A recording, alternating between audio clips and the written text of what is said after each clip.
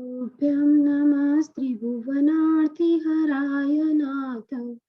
तुभ्यं नमः क्षितितलामलभूषणाय। तुभ्यं नमस्त्रिजगत परमेश्वराय। तुभ्यं नमो जिनभवोदधि शोषणाय। पंच परमेष्टि देव को वंदन और नमन। कल्याण मंदिर स्तोत्र का अध्ययन हमारा चल रहा है और हमारी इस यात्रा में हमारे 24 श्लोक जो है वो गए हैं और इन श्लोक में जो है अभी तक हमने 19वें श्लोक से लेकर के 24वें श्लोक तक तीर्थंकर परमात्मा के जो अष्ट महाप्रातिहार्य होते हैं उनमें से जो है हमने 6 प्रातिहार्य जो है वो हमने देखे हैं, उनके बारे में वर्णन हमने पढ़ा और समझा है। अब आज जो है हम लेंगे 7वां महाप्रातिहार्य 25 नंबर श्लोक से में, जो कि है देवदुन्दुभी। देवदुन्दुभी नामक जो 7वां महाप्रातिहार्य है उसका वर्णन हम 25वें श्लोक में देखेंगे। भो भो प्रमादमवधूय।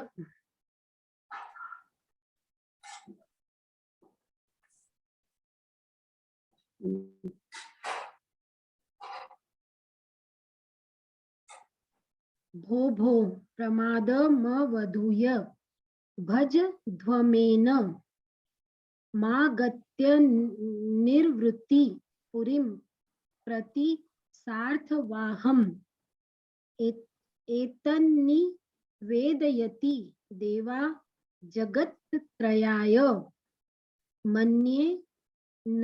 मन्ये नदन् भीनवः सूरदुन्दुभिस्ते। भो भो भोः प्रमादवधूय भज ध्वमेन मागत्य निर्वृत्तिं पुरीं प्रति सार्थवाहम् एतन् निवेदयति देवा जगत्त्रयाय। मन्ये नदन् भीनवः सूरदुन्दुभिस्ते। एक बार फिर से इसको हम देखेंगे। भो भो प्रमादमवधूय भज ध्वमेन मागत्य निर्वृत्ति पुरीं प्रति सार्थवाहम् एतन् निवेदयति देवा जगत्त्रयाय। मन्ये नदन् नभीनवः सूरदुन्दुभिस्ते। क्या कह रहे हैं वो? है प्रभु, देवदुन्दुभी बाजे जब कहाँ पर बजते हैं? त्रिलोक में बजते हैं। तीनों लोकों में जब देवदुन्दुभी वाले बाजे जब बजते हैं तो वो बाजे क्या करते हैं? तब असंख्य देवों मनुजों को वे आमंत्रित करते हैं। असंख्य देवों और मनुजों को वो मैसेज करते हैं वो बाजे बज करके कि आओ आओ आओ। तज प्रमाद भो भो प्रमादम वधूय, अर्थात अपने प्रमाद को, अपने आलस्य को छोड़ करके कहाँ पे आना है? शिवपुर यात्रा, अर्थात मोक्ष की यात्रा यदि आप करना चाहें तब भविजन है। अगर ऐसे जो भविजन शिवपुर की मोक्ष की यात्रा करना चाहते हैं तो उन्हें क्या करना पड़ेगा? अपने प्रमाद को तज करके प्रभु के समो शरण में आना पड़ेगा। तो ये जो बाजे हैं जो 3 लोकों में बजते हैं तो वे देवों को और मनुष्यों को क्या करते हैं? आमंत्रित करते हैं। अब हम इनका अर्थ देखेंगे एक एक शब्द का।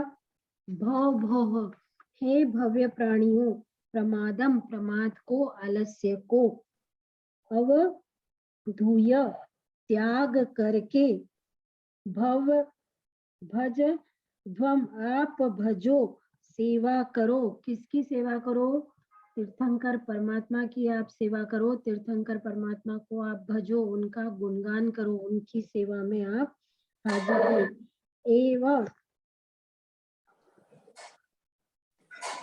एवं इन प्रभु को आगत्य आकर, आपको कहाँ पर आना पड़ेगा? प्रभु के पास आना पड़ेगा, समो शरण में आना पड़ेगा। आगत्य आकर निर्वृत्ति अर्थात सब चीजों से मुक्ति। तो निवृत्ति की पूरी कौन सी है? निर्वृत्ति की पूरी हमारी कौन सी है? अर्थात मोक्ष की नगरी। निवृत्ति की पूरी प्रति सार्थवाह रूप एतत् इस प्रकार निवेदयति निवेदन करता है या कहता है। क्या कहता है? देव है देव जगत त्रयाय, तीन जगत के लोगों को, जगत त्रयाय, त्रयाय मतलब तीन जगत के लोगों को क्या कहते हैं? मन्ये, मैं मानता हूँ। नदन शब्द करता हुआ, अभिनभः आकाश पर्यंत, अभिनभः मतलब यहाँ धरती से लेकर के आकाश तक, आकाश पर्यंत वो शब्द करता हुआ क्या कह रहा है? सूर दुंदुभिः देव दुंदुभि ते आपका क्या है देव। अब वो यहाँ पर हम कहते हैं, देखते हैं कि है देव, मैं मानता हूँ। क्या मानता हूँ? सिद्धसेन दिवाकर सूरी जी क्या मानने को मान रहे हैं?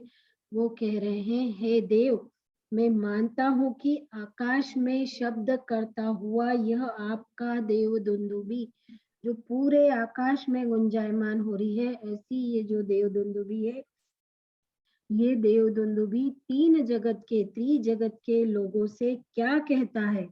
क्या कह रहा है? कि हे भव्य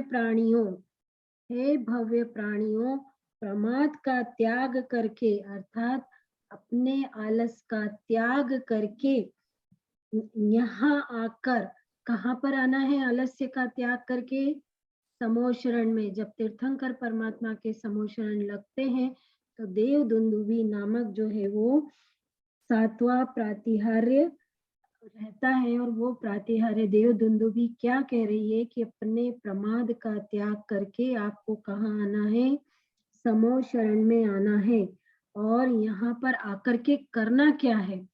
तो करना यह है कि मुक्ति नगरी के सार्थवाह रूप, मोक्ष नगरी के जो सार्थवाह रूप है, अर्थात मोक्ष नगरी को ले जाने वाले जो ये रूप है, इन भगवान को तुम भजो, इन भगवान की तुम सेवा करो, या इन भगवान का तुम क्या करो?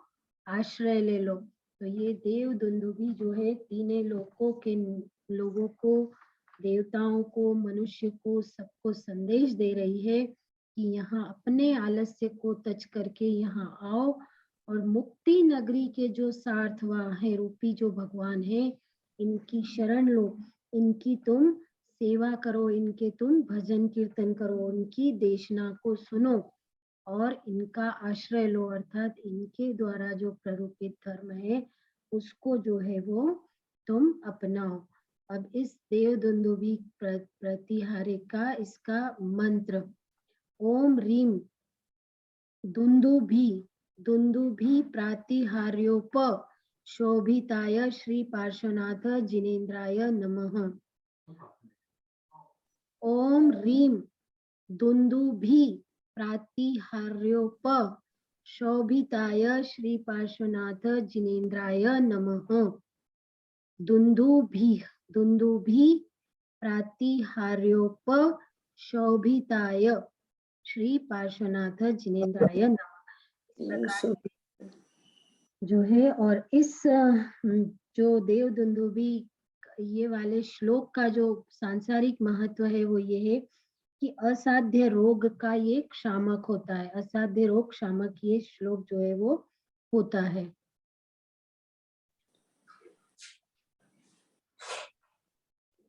जैसे कि भक्तामृत स्तोत्र में 45 नंबर वाला श्लोक होता है, असाध्य रोग वाला, असाध्य रोग का शामक होता है ये। अब जो है हम 26वें नंबर वाला श्लोक देखेंगे। जो 8वां प्रातिहार्य है। 8वां प्रातिहार्य है हमारा छत्र त्रय। प्रभु के सिर मस्तक के ऊपर 3 छत्र, 3 छत्रों की रचना जो है वो देवता करते हैं। तो जो ये जो प्रातिहार्य है हमारा वो है छत्र त्रय। 3 छत्रों की रचना देवता करते हैं। इसको देखें, उद्योतितेषु, उद्योतितेषु भवता भुवनेषु नाथा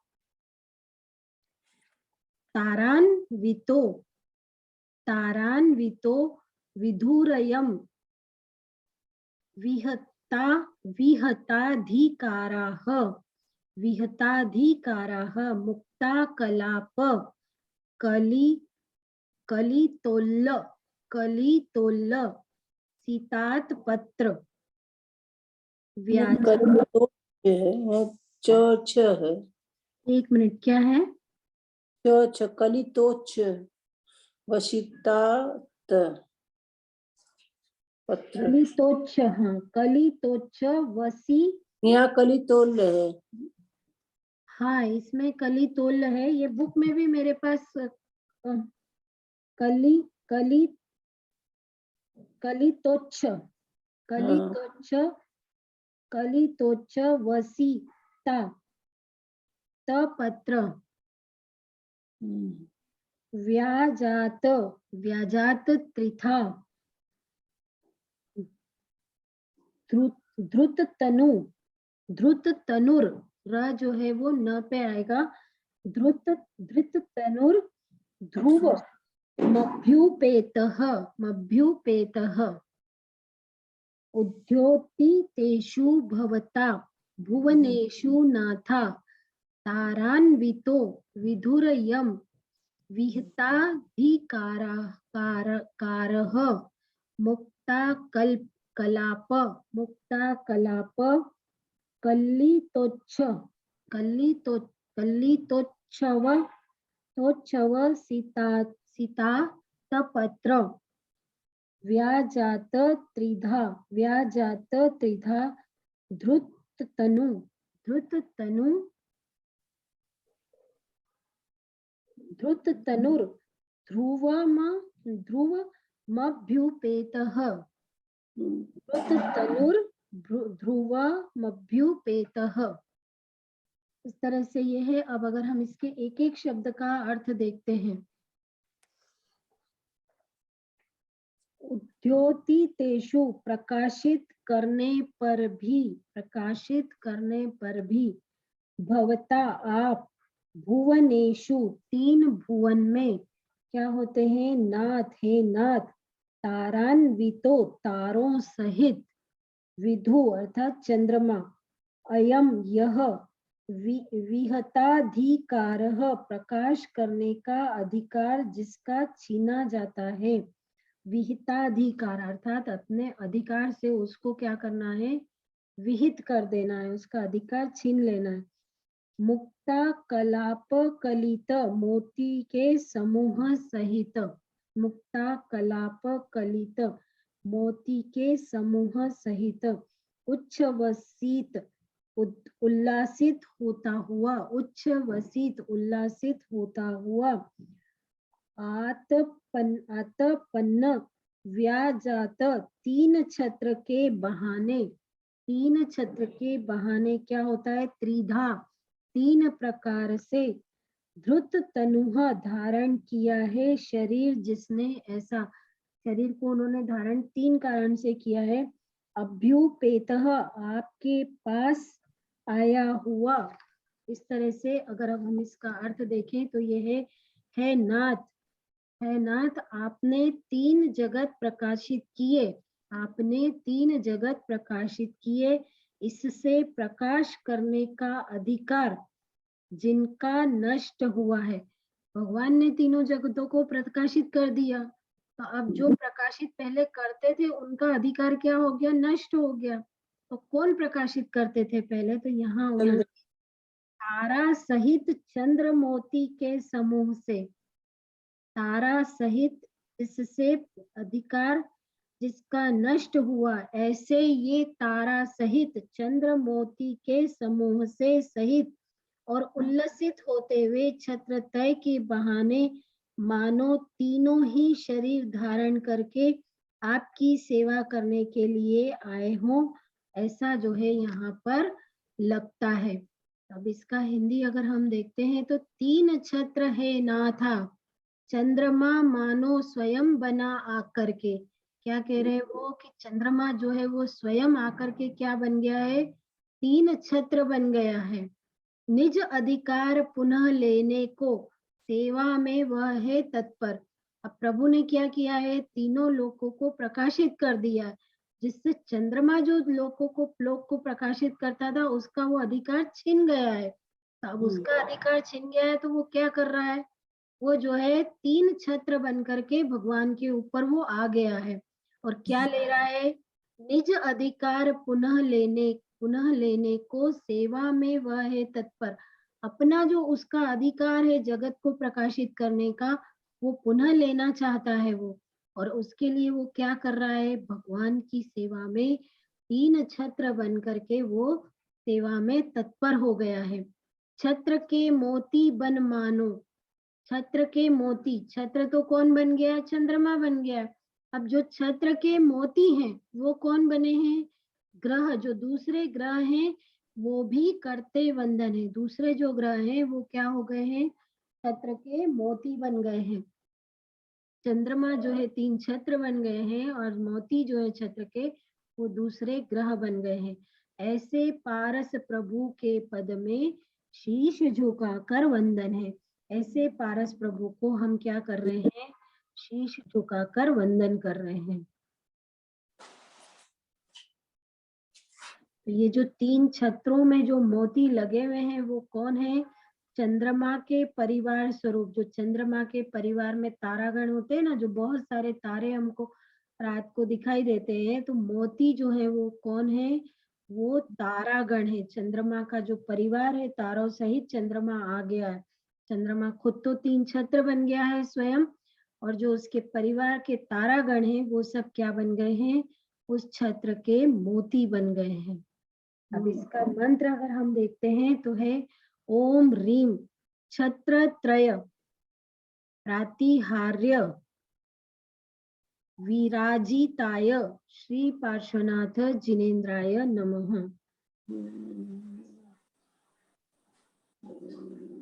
ओम ह्रीम छत्रत्रय प्रातिहार्य विराजिताय श्री पार्श्वनाथ जिनेन्द्राय नमः। ओम ह्रीम छत्रत्रय प्रातिहार्य विराजिताय श्री पार्श्वनाथ जिनेन्द्राय नमः। और इसका जो सांसारिक महत्व जो है वो है वचन सिद्धि प्रतिष्ठायक होता है। वचन सिद्धि प्रतिष्ठायक ही होता है। वचन की सिद्धि जो है वो हमको इससे मिलती है, वचन सिद्धि प्रतिष्ठायक होता है। इस तरह से हमारे जो है ये 8 प्रातिहार्य जो भगवान के होते हैं वो हमारे 26 श्लोक तक वो कंप्लीट हुए। 19 से 26 श्लोक में 8 प्रातिहार्यों का वर्णन है, तो वो हमारे कंप्लीट हुए। अब 27वें श्लोक में वो यहाँ पर 3 गढ़, जो समो शरण के 3 गढ़ होते हैं, वो ये बता रहे हैं कि रत्नादि से निर्मित जो 3 गढ़ है और उसके मध्य में कौन विराजित है, उन 3 गढ़ों के मध्य में हमारे प्रभु विराजित है। तो ये भी एक अतिशय है कि 3 गढ़ की रचना जो है वो होती है। तो इसका वर्णन वो यहाँ पर कर रहे हैं। स्वेन प्रपूरित जगत्त्रय पिंडितेन कांति प्रताप यश सामीव संचयेन माणिक्य हेम रजत प्रविनिर्मितेन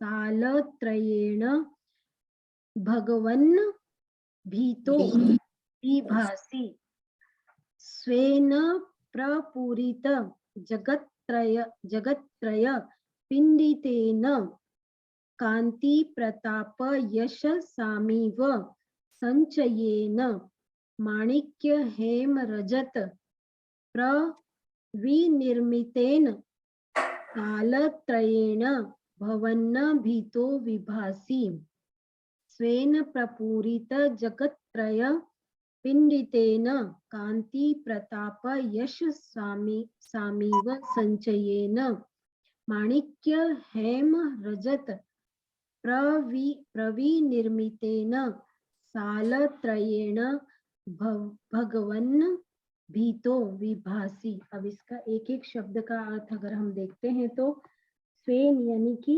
आने, प्रपूरित जगत त्रय पिंडितेन तीन जगत को पूर्ण रूप से पूर्ण करने से पिंड रूप बने हुए, तीन जगत को पूर्ण करने से पिंड रूप बने हुए हैं।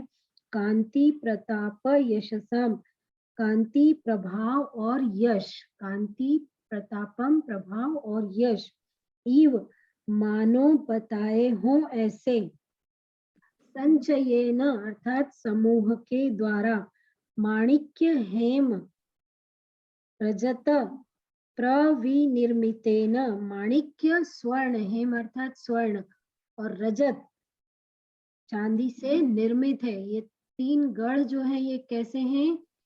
माणिक्य के हैं, सोने के हैं और चांदी से ये निर्मित है।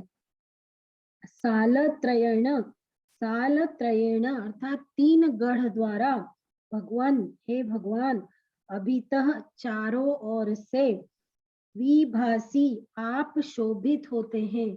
भगवान कैसे होते हैं? चारों ओर से शोभित होते हैं। भगवान की प्रतिकृति, भगवान तो एक ही साइड बैठते हैं लेकिन तीनों तरफ भी उनकी प्रतिकृति इंद्र के द्वारा रची जाती है और जो व्यक्ति जिस भी साइड बैठा है उसको ऐसा लगता है कि भगवान मेरे सामने ही बैठे हैं और मुझसे ही बात कर रहे हैं। सभी को ऐसा लगता है कि भगवान मेरे सामने बैठे हैं। भगवान तो एक ही साइड बैठे होते, पूर्वाभिमुख करके भगवान बैठते हैं, लेकिन पश्चिम मुख और उत्तर दक्षिण मुखी में भी इंद्र के द्वारा इतनी ओरिजिनल इस तरह की प्रतिकृति भगवान की वहां पर रची जाती है कि सब लोगों को ऐसा लगता है। वो प्रतिकृति सिर्फ दिखती नहीं है, वो प्रतिकृति बोलती हुई भी महसूस होती है। तो सभी लोगों को ऐसा लगता है कि भगवान हमारे सामने बैठे हैं और हम ही से बात कर रहे हैं। तो हे भगवान, तीन जगत को पूर्ण करने से पिंड रूप बने हुए, और तीन जगत को पूर्ण करने से उनका जो पिंड रूप बना हुआ है आपके कांति प्रभाव और यश के समूह द्वारा मानो बनाए हो ऐसे, माणिक्य नीलमणि स्वर्ण और चांदी के ये जो निर्मित तीन गढ़ हैं, जब द्वारा चारों ओर से आप शोभित होते हैं, और ये जो गढ़ पूरा गोल होता है और उसकी शोभा जो है वो प्रभु के ऊपर पड़ती है, आप शोभित होते हैं।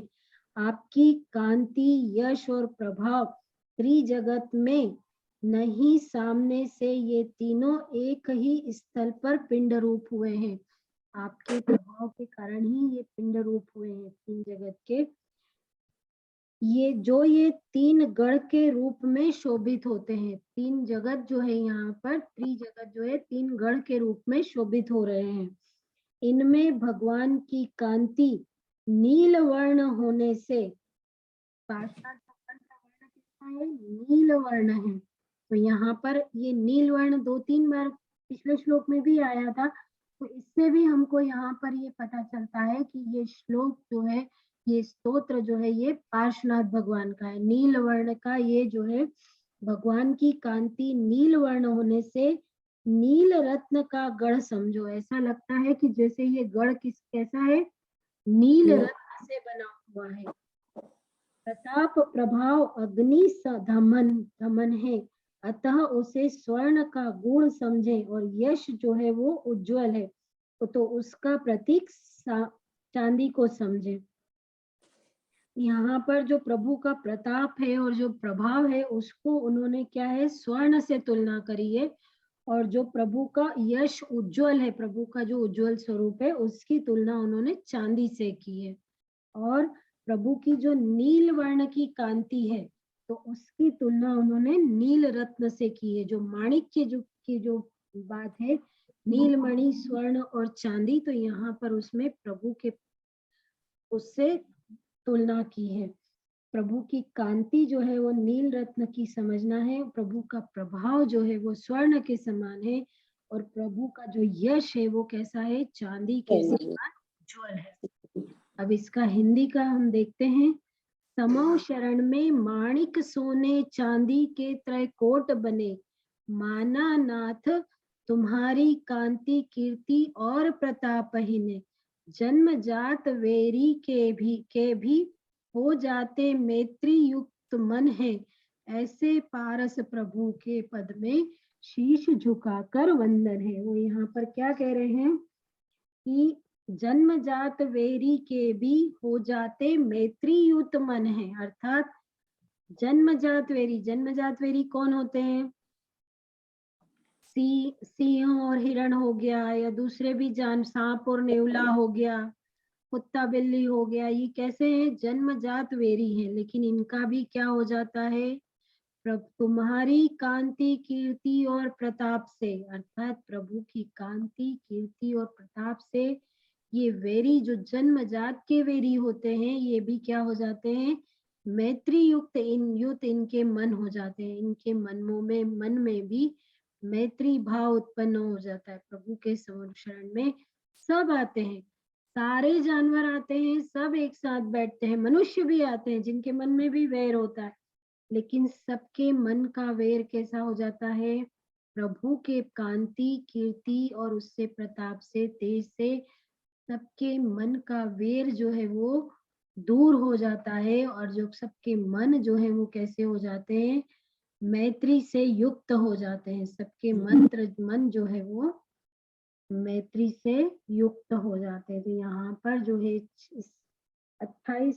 27 नंबर के श्लोक में जो है वो क्या बताया है? प्रभु के समोशरण का वर्णन किया है। त्रिनगढ़ का जो समोशरण बनता है उसका वर्णन, और उसके मध्य में प्रभु विराजमान होते हैं, तो उससे क्या प्रभाव पड़ता है ये बताया है कि उसके प्रभाव से जो है वो सबके मन के वैर जो है वो दूर हो जाते हैं। अब इसका जो मंत्र है वो देखेंगे। ओम ह्रीम वप्र त्रय विराजिताय श्री पार्श्वनाथ जिनेन्द्राय नमः। ओम ह्रीम वप्र त्रय विराजिताय श्री पार्श्वनाथ जिनेन्द्राय नमः। वप्र त्रय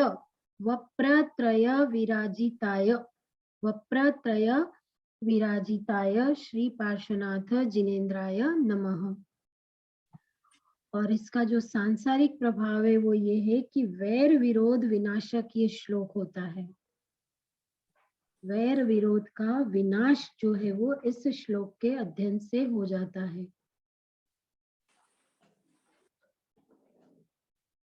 अब हम 28 नंबर का श्लोक देखेंगे। 28 नंबर के श्लोक में उन्होंने ये बताया गया है कि जो प्रभु हैं हमारे वो कैसे हैं?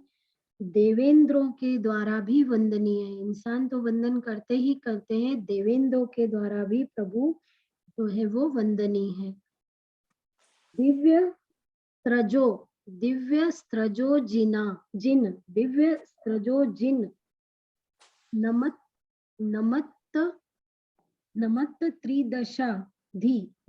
त्रिदशाधिपाना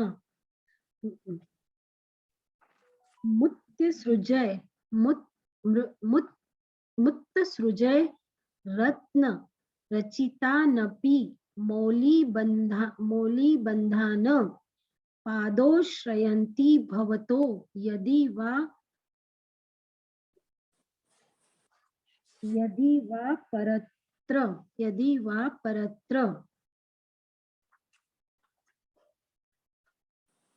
त्वत्संगमे सुमनसो न रमन्त एव।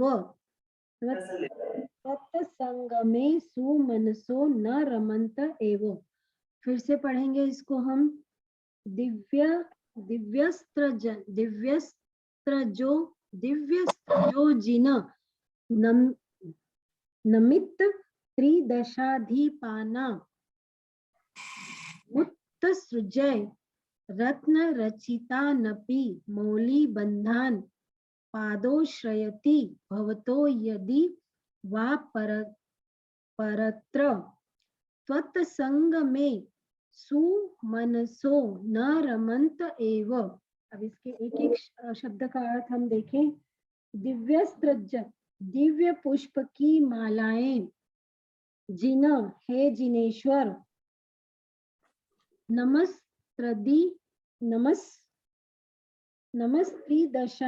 त्रिदशाधिपानम, नमस्कार देवेंद्रों के द्वारा जो नमस्कार उनको किया जाता है।